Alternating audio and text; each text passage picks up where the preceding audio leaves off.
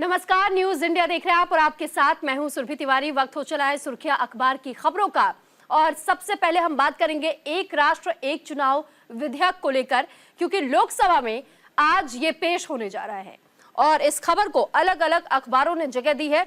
अमर उजाला और साथ ही हर बड़े अखबार में इस खबर को आप देख और पढ़ पाएंगे। दरअसल जिस तरीके से एक राष्ट्र में एक ही चुनाव का विधेयक पारित करने के लिए लंबे समय से मांग उठाई जा रही थी, इसको लेकर के अब संसद में आज ये कहा जा रहा है कि विधेयक लोकसभा में पेश किया जाएगा। वन नेशन वन इलेक्शन की पहले से मांग चलती आ रही है देश भर में और उसकी गूंज आप एक बार फिर से सदन में सुन पाएंगे। तो देखिए, ये खबर अमर उजाला में जगह दी गई है और ये खबर फ्रंट पेज पर आप देख पाएंगे। दरअसल इसमें बताया गया है कि लोकसभा और विधानसभा चुनाव एक साथ कराने संबंधी संविधान संशोधन विधेयक मंगलवार को लोकसभा में पेश किया जाएगा और लोकसभा के एजेंडे में ये कहा गया कि संविधान यानी 129वां संशोधन विधेयक 2024, जिसे एक राष्ट्र एक चुनाव विधेयक के रूप में जाना जाता है, इसे केंद्रीय कानून मंत्री अर्जुन राम मेघवाल पेश करेंगे।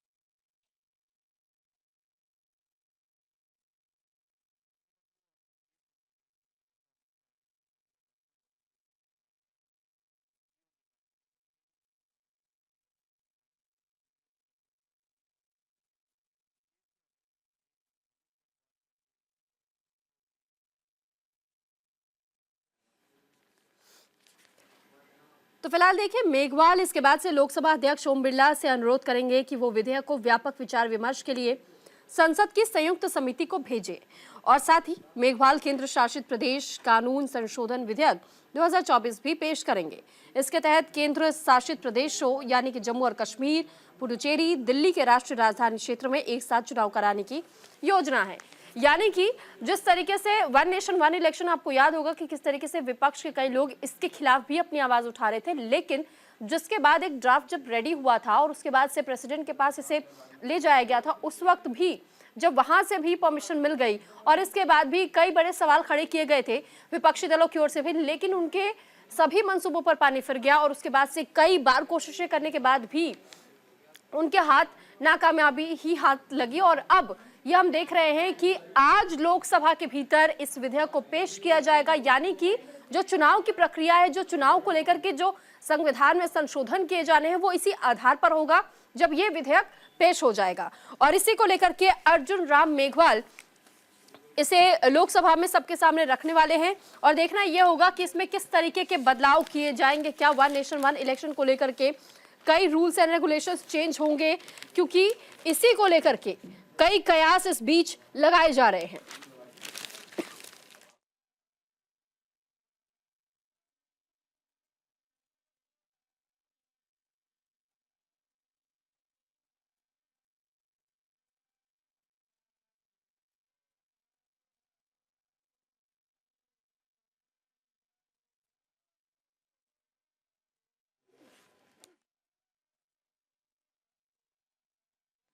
तो फिलहाल देखिए, लगातार हम आपको इस बात की जानकारी भी दे रहे हैं कि किस तरीके से अब तक कई बड़े अखबार हैं जिसमें इस खबर को तरजीह दी गई है, जगह दी गई है, क्योंकि इस बीच ये एक बड़ा मुद्दा रहा है हमेशा से और साथ ही हमने ये भी देखा है कि कैसे बार बार अब तक इस मुद्दे की डिमांड की जाती रही है और ये कहा जा रहा था पहले भी कि वन नेशन वन इलेक्शन को लेकर के इस पर विचार विमर्श भी होना चाहिए, बातचीत होनी चाहिए और जल्द से जल्द इसे लागू किया जाना चाहिए। लेकिन अभी भी किस तरीके के हथकंडे अपनाए जाएंगे विपक्षी दलों की ओर से, क्योंकि हमने अक्सर देखा है कि जब भी कोई ऐसा मुद्दा संसद में उठता है तो इसको लेकर के विपक्ष अपनी आवाज उठाने की कोशिश करता है और इसके इतर कई ऐसे मुद्दों को लाने की कोशिश करता है। लेकिन इस बीच जब ये विधेयक पेश होगा तो इस बार क्या संसद फिर से हंगामे की भेंट चढ़ेगा या सकुशल तरीके से इसे पारित कर दिया जाएगा, इसका इंतजार रहेगा। फिलहाल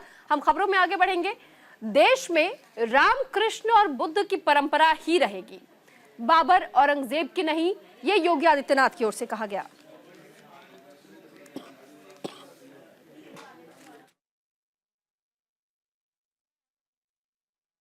दैनिक जागरण ने भी इस खबर को जगह दी है और साथ ही हम आपकी जानकारी के लिए भी बता दें कि दरअसल योगी आदित्यनाथ अपने इन्हीं बोल्ड स्टेटमेंट्स के लिए जाने जाते हैं, क्योंकि हिंदूवादी नेता के तौर पर इनकी हमेशा से छवि रही है और उसी छवि को वो बरकरार रखते आए हैं, क्योंकि ऐसी छवि उनके बयान के जरिए भी झलकती है। और इस बार फिर से उन्होंने एक स्टेटमेंट दिया, यानी कि एक बयान जारी किया है और इस बयान में उन्होंने ये कहा है कि देश में राम, कृष्ण और बुद्ध की परंपरा ही रहेगी, बाबर, औरंगजेब की नहीं। और ये खास तौर पर उन लोगों को ललकारने का काम किया है योगी आदित्यनाथ ने, जो कि कहीं ना कहीं दबी आवाज में, छिपी हुई आवाज में ही बार बार ऐसी कई बयानबाजियां कर देते थे जो कि सनातन के खिलाफ जाती थी। और कई बार खुले तौर पर भी कैमरे के सामने, यानी मीडिया के सामने, और कई बार सोशल मीडिया के जरिए भी ऐसे स्टेटमेंट्स दिए गए हैं, जिन लोगों पर निशाना साधने का काम योगी आदित्यनाथ ने अपने इस बयान के जरिए कर दिया। दरअसल मुख्यमंत्री योगी आदित्यनाथ ने यह कहा कि भारत में राम, कृष्ण, बुद्ध की परंपरा ही रहेगी, बाबर और औरंगजेब की नहीं। विधानसभा के सोमवार से शुरू हुए शीत सत्र में संभल की घटना, संविधान, सांप्रदायिक तनाव जैसे मुद्दों पर सीएम योगी आदित्यनाथ विपक्ष को घेरने का काम कर रहे थे, जिस दौरान उन्होंने ये बातें रखी। और उनका ये साफ तौर पर मानना है कि विपक्षी दलों की ओर से सांप्रदायिक भावनाओं को ठेस पहुंचाया जाता है, ऐसे आग को भड़काने का काम किया जाता है। और ये उन्हें सख्त हिदायत है कि अगर आप ऐसी कोशिशें कर रहे हैं तो ये सिर्फ और सिर्फ नाकाम ही होने वाली है, क्योंकि हम ऐसा होने नहीं देंगे। और इसी के तहत उन्होंने ये बयान भी जारी किया और ये कहा कि बुद्ध, श्री कृष्ण और राम की परंपरा ही इस देश में चलेगी। फिलहाल इसी के साथ यह हम रुक रहे एक छोटे से ब्रेक के लिए, जल्द हाजिर होंगे, आप बने रहिए।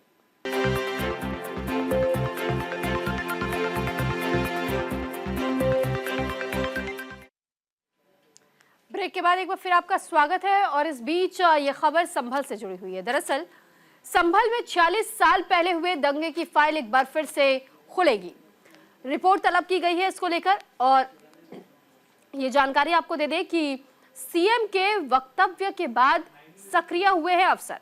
अमर उजाला के साथ अलग अलग अखबारों में इस खबर को तरजीह दी गई है। तो आपकी जानकारी के लिए बता दें, दरअसल संभल हिंसा आपको याद होगा कि किस तरह एक मस्जिद को लेकर के यहां हिंसा हुई थी। दरअसल ये कहा जा रहा था कि इस मस्जिद की जमीन के नीचे आज भी मंदिर के अवशेष आपको देखने को मिलेंगे, और इसी आधार पर यहां ये हिंसा की आग भड़की थी, जिसके बाद हमने ये भी देखा कि किस तरह यहां पर अलग अलग तरीके की जो तस्वीरें आई थी वो भी सामने आई थी।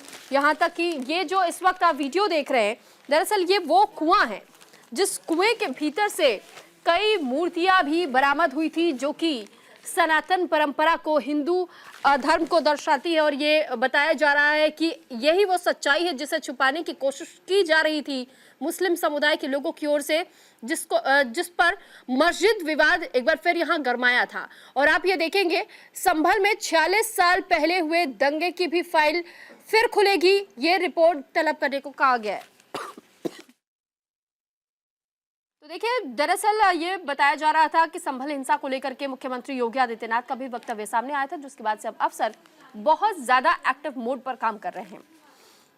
संभल में 46 साल पहले हुए दंगे की फाइल फिर से खुलेगी, ये अब कहा जा रहा है अफसरों की ओर से भी।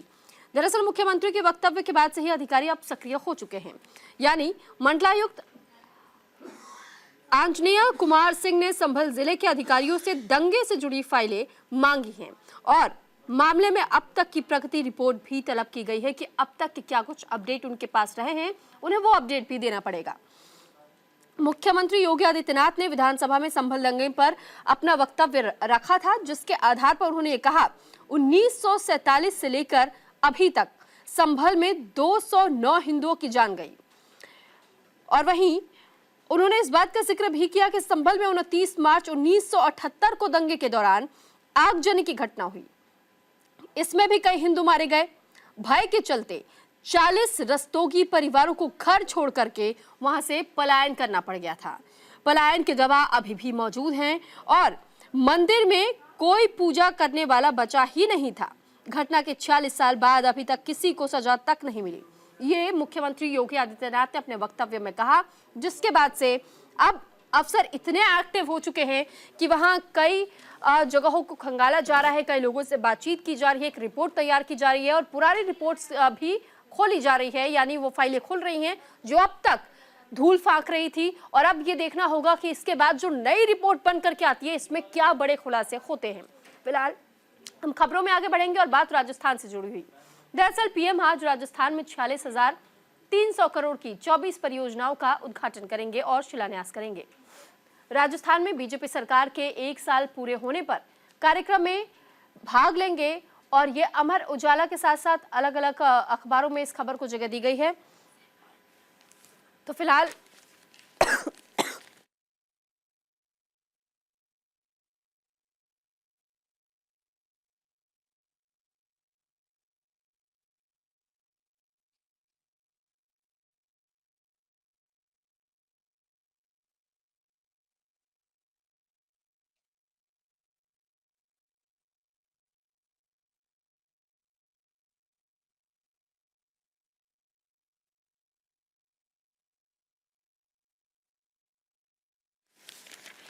तो फिलहाल देखिए, राजस्थान की भजनलाल सरकार के 1 साल पूरे होने को लेकर के अब इस बीच यहाँ जब प्रधानमंत्री नरेंद्र मोदी पहुंचेंगे तो बड़ी सौगातें दी जाएंगी। और फिलहाल ये जानकारी हम आपको दे दें कि इस बीच राजस्थान पर भी खास तौर पे बहुत फोकस किया जा रहा है, क्योंकि आपको याद होगा कि राइजिंग राजस्थान के तौर पर भी यहाँ एक अभियान की भी शुरुआत हम कह सकते हैं कि की गई थी। और ये कोशिशें लगातार भजनलाल सरकार की ओर से भी जारी है कि कैसे राजस्थान में रोजगार बहुत ज़्यादा बढ़ाया जा सके, यानी कि जो युवा अब तक बेरोजगार हैं उन्हें रोजगार मिल सके और खास तौर पे विकास पर भी फोकस करने की कोशिशें हो रही हैं। और इस बीच अब भजनलाल शर्मा को साथ मिल चुका है प्रधानमंत्री नरेंद्र मोदी का भी, क्योंकि आज जब प्रधानमंत्री नरेंद्र मोदी पहुंचेंगे तो ये जानकारी आपको दे दें कि लगभग बताया जा रहा है 46,000 करोड़ की जो परियोजनाएं हैं उनका लोकार्पण और शिलान्यास होना है। तो पीएम आज राजस्थान के दौरे पर और इसी बीच यहाँ पर कई ऐसे कार्यक्रम हैं जिन कार्यक्रम में शिरकत करेंगे पीएम, और साथ ही राजस्थान के लोगों के लिए एक बड़ी सौगात, करोड़ों की सौगात अपने साथ वो लेकर के जा रहे हैं। अमर उजाला में इस खबर को आप देख और पढ़ पाएंगे। फिलहाल ये जानकारी आपको दे दें कि जो 46,300 करोड़ रुपए से अधिक की 24 परियोजनाएं बताई जा रही है जिनका उद्घाटन होना है। और पीएम राजस्थान में भजनलाल शर्मा के नेतृत्व वाली बीजेपी सरकार के 1 वर्ष पूरा होने के उपलक्ष्य में आयोजित 1 वर्ष परिणाम उत्कर्ष कार्यक्रम में भाग लेंगे। सांगनेर के पास दादिया में आयोजित होने वाले कार्यक्रम के दौरान प्रधानमंत्री ऊर्जा, सड़क, रेलवे और पानी से जुड़ी 24 परियोजनाओं का उद्घाटन और शिलान्यास करेंगे। मोदी 11,000 करोड़ रुपए से अधिक की 9 परियोजनाओं का उद्घाटन करेंगे, जिनमें कि केंद्र की 7 परियोजनाएं शामिल हैं। और साथ ही आधिकारिक बयान के अनुसार ये बताया जा रहा है कि 35,300 करोड़ रुपए से अधिक की 15 परियोजनाओं की आधारशिला रखी जाएगी। यानी हर मुमकिन ये कोशिश की जा रही है कि कैसे राजस्थान में विकास की बयार बहाई जा सके। और अब तक जिस तरीके से राजस्थान कई मामलों को लेकर के पिछड़ा रहा है, उसमें भी हर एक व्यक्ति, यानी कि हमेशा से बीजेपी की ओर से ये कहा जाता रहा है कि हम उस व्यक्ति तक पहुंचना चाहते हैं जो कि आखिरी व्यक्ति, अगर आप उसे आखिरी व्यक्ति के तौर पर देखते हैं तो उस तक भी विकास की गति पहुंच सके। और हर उस व्यक्ति को शामिल करने की हम कोशिश इन परियोजनाओं के जरिए करते हैं कि वो भी, उन्हें भी रोजगार के अवसर भी मिले और साथ ही साथ उस राज्य का भी विकास हो। और इसी के तहत में प्रधानमंत्री नरेंद्र मोदी जब यहां राजस्थान पहुंचेंगे तो कई कार्यक्रमों में शिरकत करने के साथ साथ में बताया जा रहा है कि वो हिस्सा लेंगे।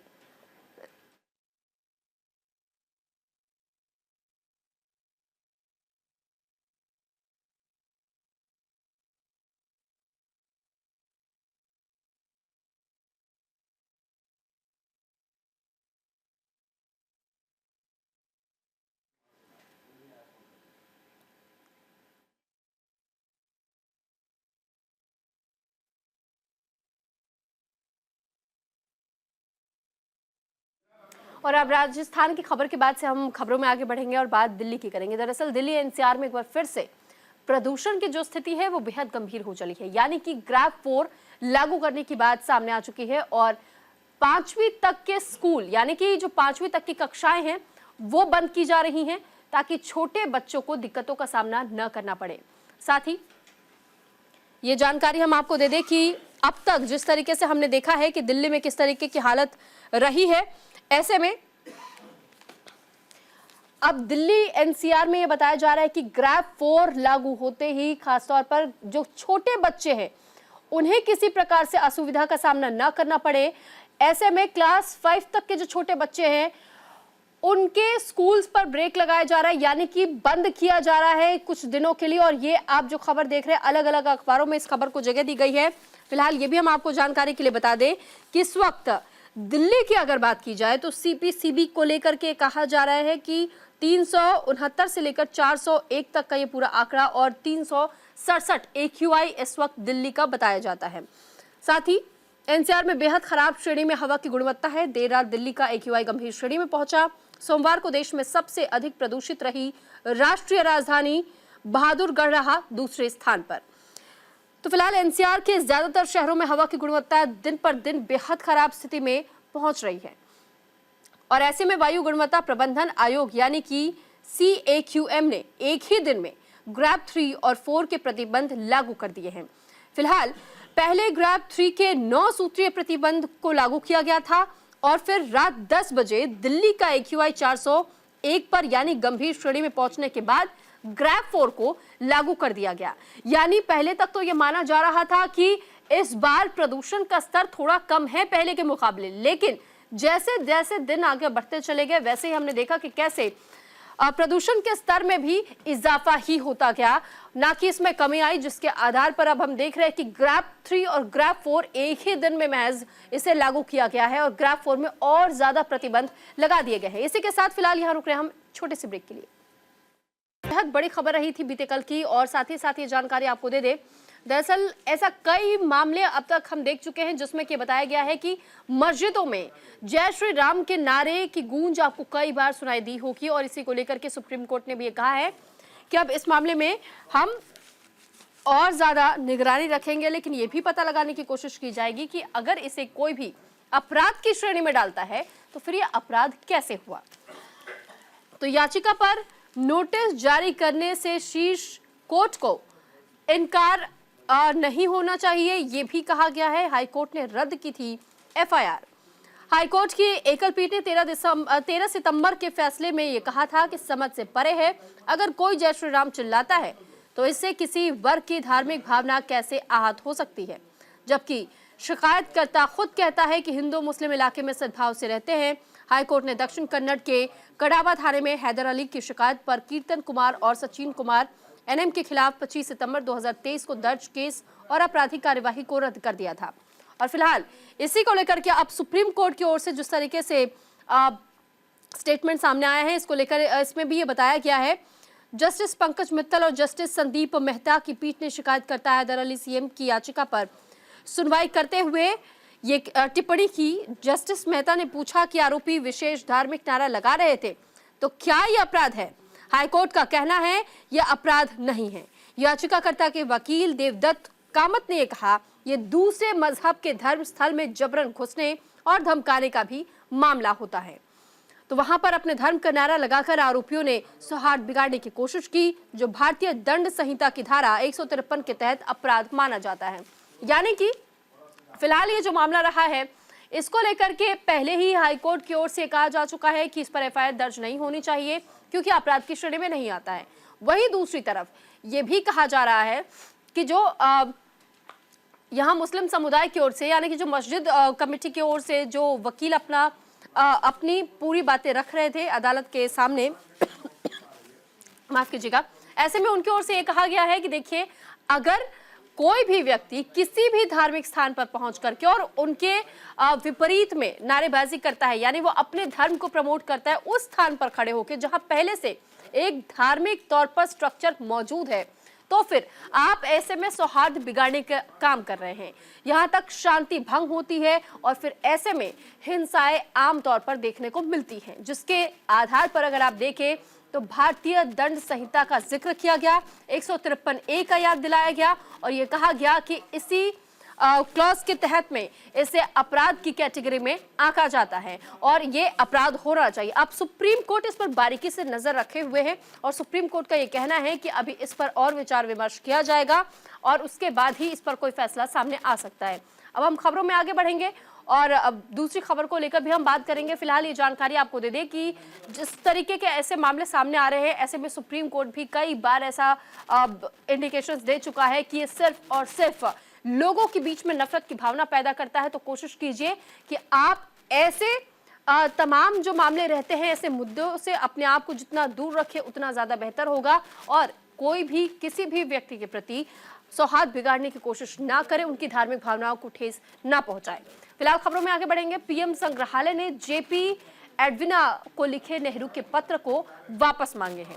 राहुल से पत्रों और दस्तावेजों के 51 बॉक्स लौटाने का अनुरोध किया है।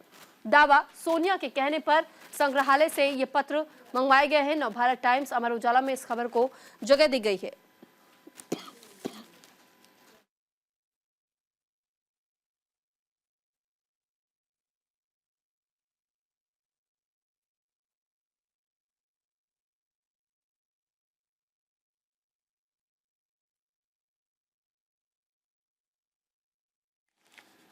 तो फिलहाल देखिए, पीएम संग्रहालय ने जेपी एडविना को लिखे नेहरू के पत्र वापस मांगे हैं। ये खबर आप यहां पर देख पाएंगे। ये अमर उजाला में आपको खबर दिखा रही हूँ, जिसमें फ्रंट पेज पर ही बिल्कुल नीचे के कॉलम में इस खबर को जगह दी गई है। अब आपको हम थोड़ा और विस्तार से इस खबर के बारे में बता देते हैं। दरअसल प्रधानमंत्री संग्रहालय और पुस्तकालय सोसाइटी के सदस्य रिजवान कादरी ने कांग्रेस नेता राहुल गांधी को पत्र लिख करके देश के प्रथम प्रधानमंत्री जवाहरलाल नेहरू के महत्वपूर्ण हस्तियों को लिखे पत्र और दस्तावेज को लौटाने का अनुरोध किया है। उन्होंने कहा कि ये दस्तावेज भारत के इतिहास का अहम हिस्सा है। बताया जा रहा है कि इन्हें कांग्रेस के वरिष्ठ नेता सोनिया गांधी के कहने पर संग्रहालय से मंगवा लिया गया था।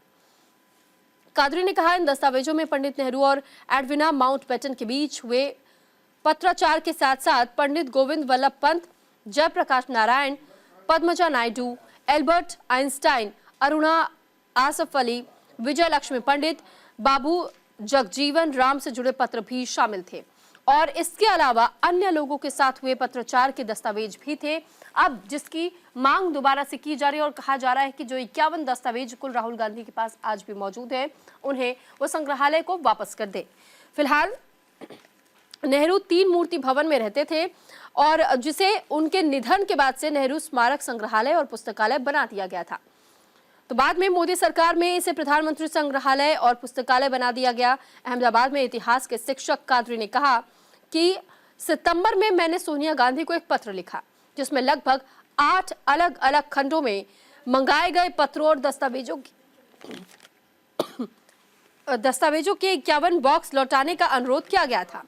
ये दस्तावेज नेहरू मेमोरियल का हिस्सा थे और कादरी ने यह भी कहा कि या तो ये दस्तावेज वापस किए जाए या फिर हमें उन्हें स्कैन करने की अनुमति दी जाए। अब देखना यह होगा कि सोनिया गांधी के कहने पर जब इन पत्रों को मंगवा लिया गया था उस संग्रहालय से, तो क्या जो शिक्षक बताए जा रहे हैं रिजवान कादरी, उनके कहने पर, उनके सोनिया गांधी को ये पत्र लिखने पर और राहुल गांधी से अनुरोध करने पर, क्या राहुल गांधी और सोनिया गांधी की ओर से वो तमाम दस्तावेज जो 51 बॉक्सेस में मौजूद बताए जाते हैं, ऐसे में वो सभी पत्र जो कि नेहरू की ओर से लिखे गए थे सभी माननीय सम्मानित लोगों को, क्या वो पत्र वापस संग्रहालय को सौंपे जाएंगे और इन्हें संग्रहालय में रखा जाएगा या नहीं? क्योंकि इससे पहले ही हमने आपको ये जानकारी दी कि जैसे ही बीजेपी की सरकार आई उसी समय सोनिया गांधी की ओर से संग्रहालय से उन पत्रों को वापस मंगवा लिया गया था एक पत्र लिखते हुए, लेकिन अब दोबारा से इन्हें मांगा जा रहा है वापस। और क्या ये पत्र वापस मिलेंगे, नहीं मिलेंगे, अभी इसमें भी राजनीति होगी या क्या कुछ रहेगा, इस पर भी हमारी नजर रहेगी और जो भी इस खबर में अपडेट रहेगा हम आप तक वो खबर पहुंचाते रहेंगे। लेकिन रिजवान कादरी की ओर से अनुरोध किया गया है, इस बात की जानकारी हम आपको जरूर दे दें। वो पेशे से शिक्षक है और उन्हीं के तहत ये बताया गया है कि बहुत ज्यादा अहम हिस्सा हमारे इतिहास से जुड़े हुए रहे, जो कि लोगों तक पहुंचने चाहिए, इस वजह से उन्होंने अनुरोध किया है कि इन पत्रों को संग्रहालय में रखना आवश्यक है। फिलहाल अब हम खबरों में आगे बढ़ेंगे और अगली खबर का रुख कर लेंगे। राज्यसभा में भारत के संविधान की 75 सालों की गौरवशाली यात्रा पर चर्चा के दौरान सत्ता पक्ष और विपक्ष में जमकर तकरार हुई।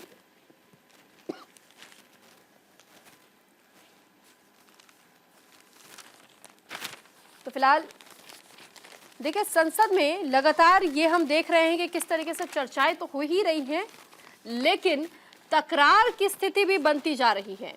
कई ऐसे मुद्दे अब तक रहे हैं जो कि सत्ता पक्ष और विपक्ष के बीच में इस लड़ाई को और ज्यादा गंभीर बना रही है, क्योंकि जो तकरार की तस्वीरें आप अक्सर आए दिन संसद के भीतर देखते हैं, दरअसल सत्ता पक्ष और विपक्ष के लोग एक दूसरे पर बयानबाजियां करते हैं। नेहरू संशोधन पर ही अटकी चर्चा, तो आप मल्लिकार्जुन खड़गे को इस तस्वीर में देख पाएंगे। इस तरफ आप देखेंगे वित्त मंत्री निर्मला सीतारमण है। ऐसे में भारी बहस हुई थी सदन के भीतर, और इसी को लेकर के देखिए, दरअसल संविधान पर राज्यसभा में सोमवार को शुरू हुई बहस संविधान संशोधन, आरक्षण, महिलाओं के हितों की पैरोकरी और पहले प्रधानमंत्री जवाहरलाल नेहरू पर ही केंद्रित रही। विपक्ष ने यह भी कहा कि पीएम नरेंद्र मोदी को माफी मांगनी चाहिए, क्योंकि उन्होंने लोकसभा में नेहरू के बारे में कथित तौर पर गलत तथ्य पेश किए थे।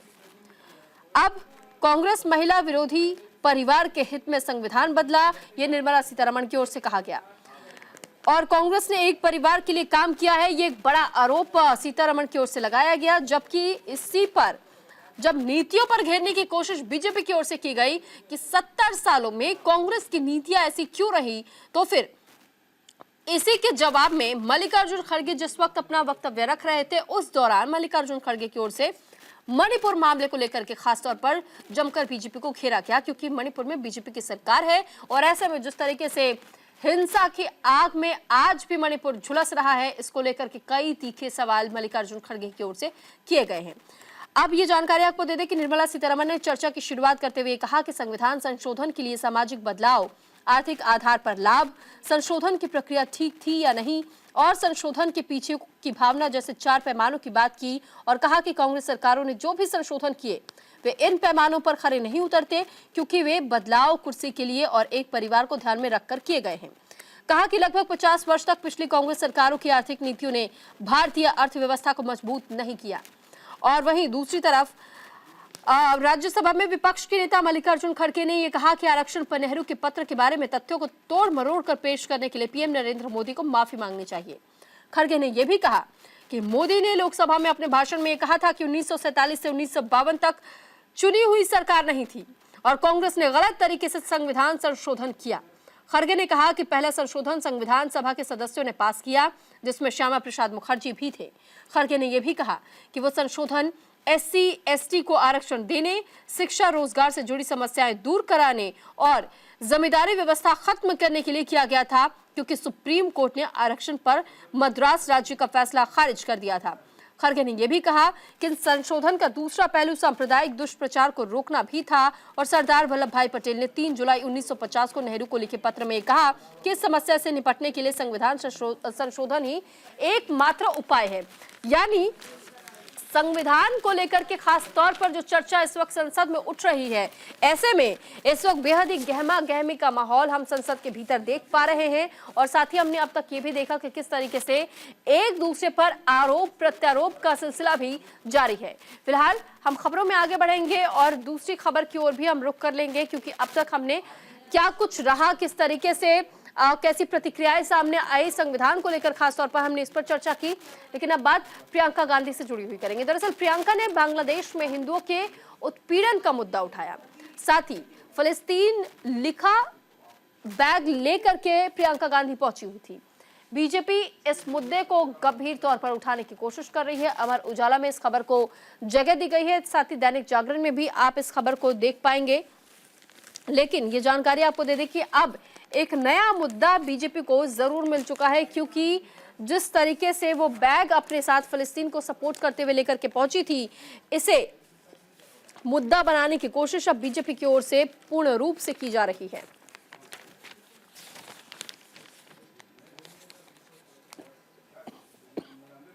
तो फिलहाल देखिए, ये तस्वीर जो प्रियंका गांधी की आप देख रहे हैं इस वक्त, इसी बैग को लेकर के विवाद गरमाया है। एक और तो वो पाकिस्तान को लेकर के खास तौर पर जब वो ललकारती हैं या अपनी बातों को रखती हैं, और ऐसे में दूसरी तरफ वो फिलिस्तीन का सपोर्ट कर देती हैं, खासतौर पर फिलिस्तीन समर्थक एक बैग लेकर के। तो इसको लेकर के अब बीजेपी कई मुद्दे उठा रही है और पाक सेना के आत्मसमर्पण की फोटो हटाना सेना का अपमान है, प्रियंका गांधी की ओर से कहा गया था। साथ ही कांग्रेस सांसद प्रियंका गांधी वाड्रा ने सोमवार को संसद में सेना मुख्यालय से 1971 युद्ध की तस्वीर हटाए जाने का मुद्दा उठाया।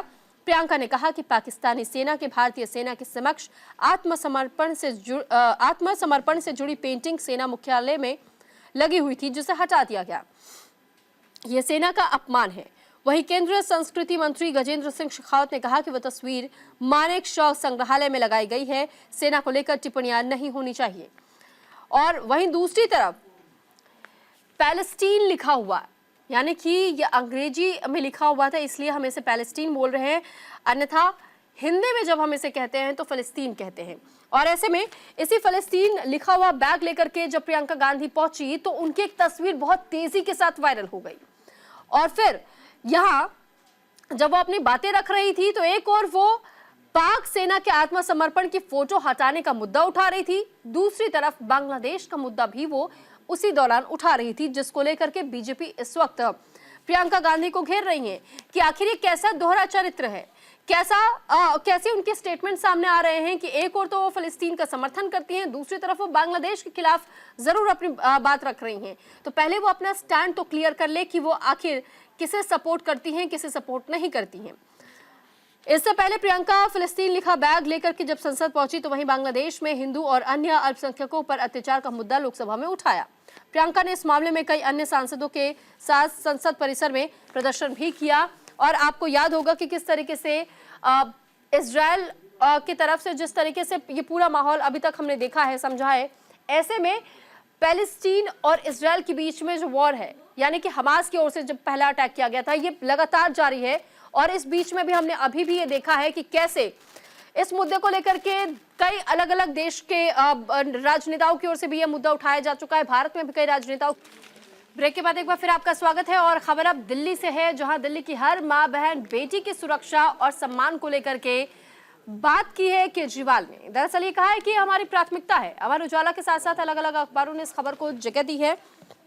फिलहाल जिस तरीके से अरविंद केजरीवाल इन दिनों राजनीति कर रहे हैं, ऐसे में ये माना जा रहा है कि क्या जैसा वो मान करके अब तक चल रहे हैं और उन्हें उनका ये पूरा प्रयास है कि एक बार फिर से दिल्ली की जनता उनका समर्थन करेगी, उनका साथ देगी और फिर दिल्ली में सरकार वापस आम आदमी पार्टी की ही चुन करके आएगी। और इस बार भी आपको याद होगा वो स्टेटमेंट भी अरविंद केजरीवाल का कि जब उनके हाथों से मुख्यमंत्री की गद्दी खिसक करके और फिर हमने देखा कि आतिशी के हाथ में चली गई थी, तो उस दौरान भी उनकी ओर से भी ये कहा गया था कि मुझे पूरा भरोसा अपने काम पर है और अपने लोगों पर है, यानी कि जनता पर भरोसा उन्होंने जताया। और ये कहा था कि जब चुनाव होंगे दिल्ली में तो आपको ये स्पष्ट हो जाएगा। यहाँ तक ये भी ज्ञात होगा आपको, जब ओथ सेरेमनी के बाद भी जिस कुर्सी को संभालने का काम आतिशी की ओर से किया गया था, मुख्यमंत्री के तौर पर एक कुर्सी खाली रख दी गई थी और ये कहा गया था कि मुझे यकीन है कि दिल्ली का बेटा लौटकर अपनी कुर्सी पर वापस आएगा।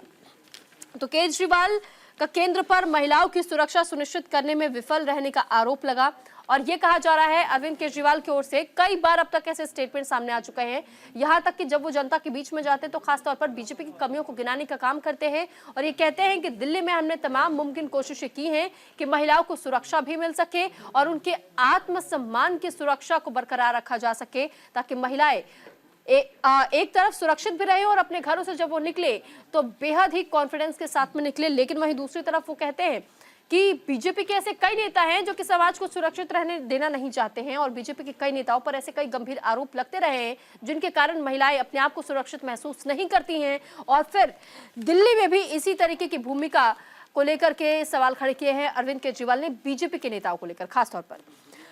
दरअसल ये जानकारी आपको दे दें कि आम आदमी पार्टी के राष्ट्रीय संयोजक और पूर्व सीएम अरविंद केजरीवाल ने सोमवार को केंद्र सरकार पर महिलाओं की सुरक्षा सुनिश्चित करने और दिल्ली में कानून व्यवस्था बनाए रखने की अपनी जिम्मेदारी निभाने में विफल रहने का आरोप लगाया है, क्योंकि दिल्ली पुलिस की कमान केंद्र के पास है।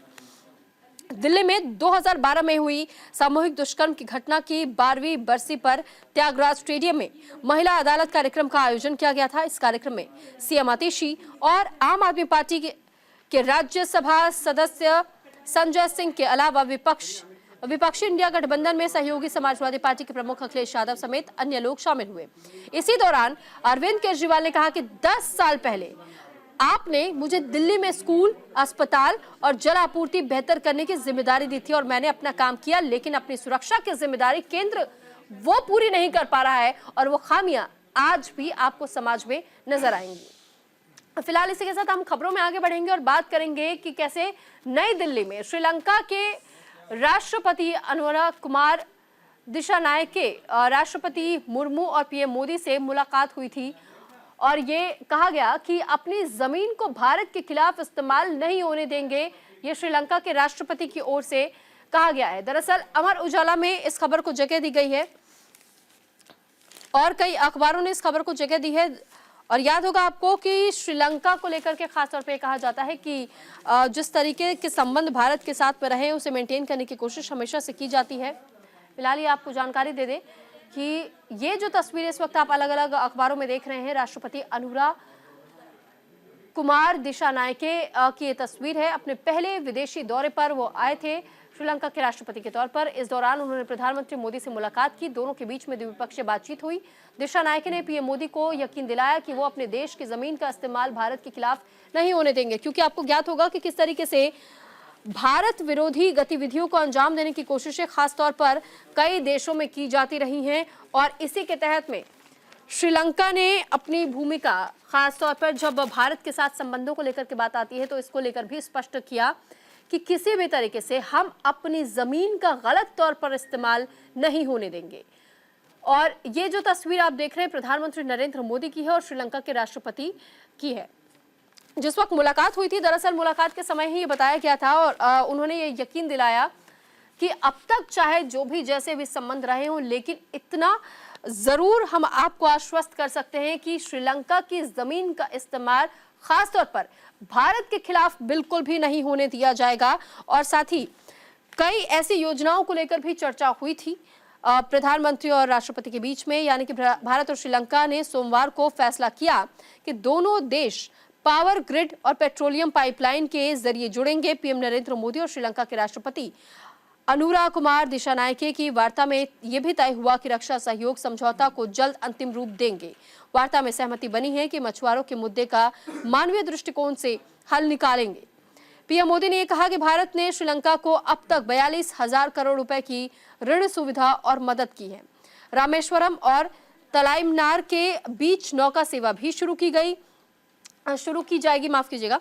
वहीं दिशानायके ने यह भी भरोसा दिलाया कि वे अपने देश से किसी भी भारत विरोधी गतिविधि की अनुमति नहीं देंगे, यानी कई कड़े नियम लागू किए जाएंगे। इसको लेकर के आश्वस्त किया गया है श्रीलंका के राष्ट्रपति की ओर से प्रधानमंत्री नरेंद्र मोदी को और ये कहा कि इस संबंध को हम और ज्यादा आगे बढ़ाने की कोशिश जारी रखेंगे।